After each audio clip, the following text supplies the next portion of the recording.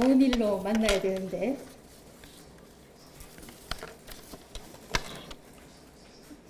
그 공직자들이 기자들 앞에 서면 아무래도 좀 긴장을 한다고 그러는데 워낙 제가 좀 단련이 많이 돼서 그런지 여러분들 앞에서 오히려 더 편안합니다.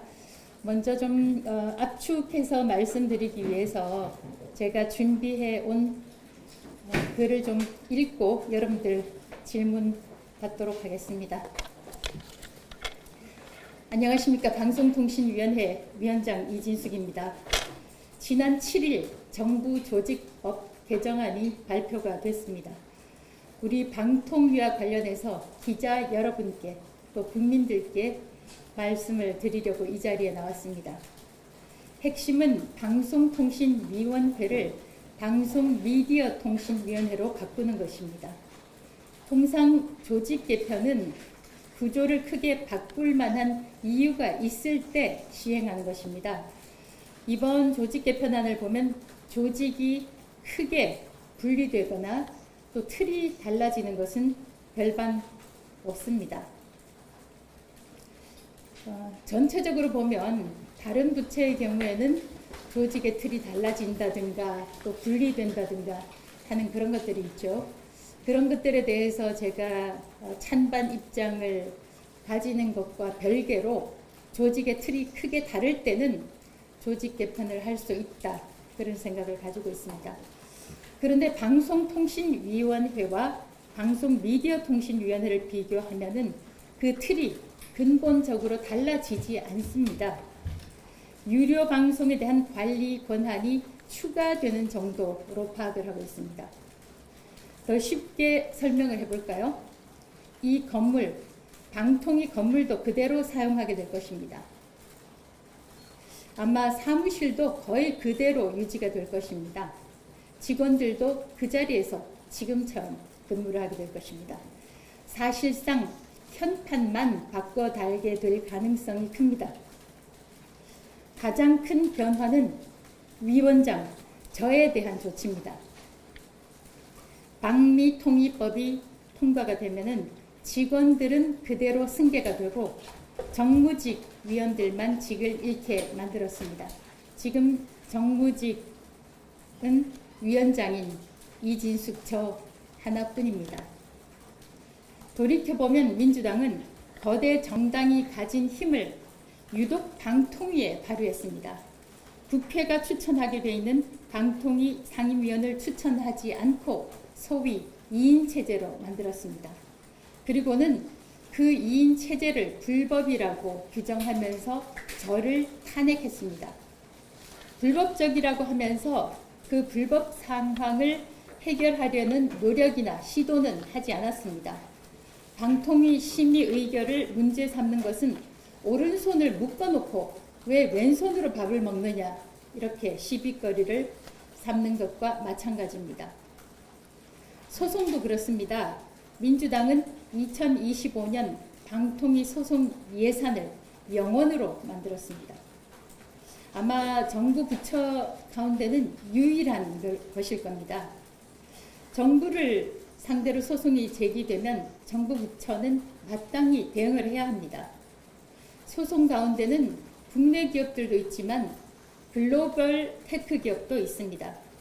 소송비가 제로가 되면은 이런 중요한 소송에 손을 쓰지 못하고 그 피해는 고스란히 대한민국에 돌아가게 됩니다. 왜 이렇게 소송비를 0원으로 만들었나? 그것은 특정 방송사, 친민주당 성향의 방송사를 보호하기 위한 것이라는 말이 나옵니다. 특정 진영을 위해서라면 대한민국이 피해를 봐도 된다는 것인지 답답한 노릇입니다. 민주당 소속 최민희 국회 과방위원장은 이재명 정부와 의견이 다른데 왜 그 자리에 있느냐, 방통위원장 자리에 있느냐고 물었습니다. 방송통신위원회라는 기관은 대통령 직속 중앙행정기관이지만 대통령을 위해 봉사하는 기관이 아닙니다. 국민을 위해 봉사하는 기관입니다. 방송을 흔히 전파를 국민의 재산이라고 하고 방송 중이라는 표현은 영어로 on air라고 하죠. 그만큼 방송은 국민들에게 공기 같은 존재입니다. 특정 진영의 소유물이 아니고 대통령의 소유물도 아닙니다. 방송은 윤석열 정부의 소유가 아닌 만큼 이재명 정부의 소유가 돼서도 안 됩니다. 그렇게 되면 국민 주권 정부가 아니라 대통령 주권 정부가 될 것입니다. 그래서 이재명 정부와 의견이 다르기 때문에 이 자리에 있어서 안 된다는 말은 매우 위험한 발언입니다. 저를 찍어내고 나면 이 자리에는 정부와 의견을 같이 하는 인사가 위원장으로 올 가능성이 매우 큽니다. 과방위원장 말에 따르면 그렇습니다. 정부가 하는 정책에 박수를 치고 공감을 표하는 인사를 앉힐 때 우리나라의 방송은, 언론은 과연 독립적인 것일까요? 정부 조직 개편 필요합니다. 기능이나 구조가 크게 달라질 때 그렇게 함으로써 또 효율적인 기능을 할 수 있을 때 조직 개편 할 수 있습니다. 그런데 사람 하나 찍어내기 위해서 정부 조직 개편이라는 수단이 동원된다면 그 정부를 민주적 정부라고 할 수 있겠습니까? 유료 방송 관리 권한을 방통위로 이관하는 문제는 그간 줄곧 논의돼 오던 이슈였습니다. 방통위라는 이름을 유지하고도 진행 가능한 문제입니다. 그럼에도 방통위를 방미통위로 바꾼 것은 부칙에 있는 정무직 임기 종료 규정 때문입니다. 이진숙 면직, 사실상 축출이 목적이라고 할 수 있습니다. 많은 언론이 그렇게 해석합니다. 저는 임기를 시작하기 전부터 탄핵시키겠다는 협박성 발언을 들었습니다. 두 사람으로도 회의를 열고 심의 의결할 수 있는데도 다수당 민주당이 불법이라고 하니까 불법이라고 생각하는 사람도 생기더라고요. 민주주의는 다수결이라는 대원칙을 만들었지만 다수가 항상 옳은 건 아니다 라는 것을 방통위원장직을 수행하면서 몸으로 직접 알게 됐습니다. 저 한 사람을 뽑아내기 위해서 경찰의 고발, 감사원 고발, 공직자윤리위원회 조사 요구, 공수처 고발 등 다수의 고소 고발건이 있었습니다. 저인망식으로 고소 고발을 하더니 국무회의에서 직무 배제시키고 국무회의에서 배제시키고 심지어 정상적인 휴가 신청도 반려했습니다. 휴가를 못 가서 불만이란 게 아닙니다. 이렇게까지 괴롭혀서 사퇴시키려고 하나 생각이 들기도 했습니다. 한 사람만 남아서 중요한 안건 심의도 못하는 상황입니다. 재난지역 피해 주민의 수신료를 면제해 준다거나 단통법 폐지 후 시행령도 만들어야 합니다. 작년 말에 끝냈어야 할 방송국들에 대한 재허가, 재승인도 의결 못하고 있습니다. 이번 방통위 조직 개편안은 사실상 이진숙 축출법으로 요약됩니다. 저만의 평가가 아니라 많은 사람들이 그렇게 생각을 하고 있습니다. 아마 방미통위가 되면 민주당은 즉시 상임위원 추천에 나설 것입니다.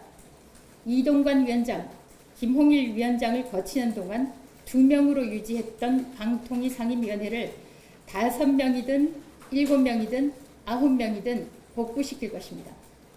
그것이 거대 민주당의 힘입니다. 제가 방송계의 노란봉투법이라고 부르는 방송 3법도 허점이 많습니다. 여야가 합의해서 대안을 찾았더라면 훨씬 촘촘한 안이 나올 수 있는데도 민주당 주도로 밀어붙였습니다. 사실상 노사 공동 경영을 만드는 편성위원회, 문제가 많다고 생각합니다.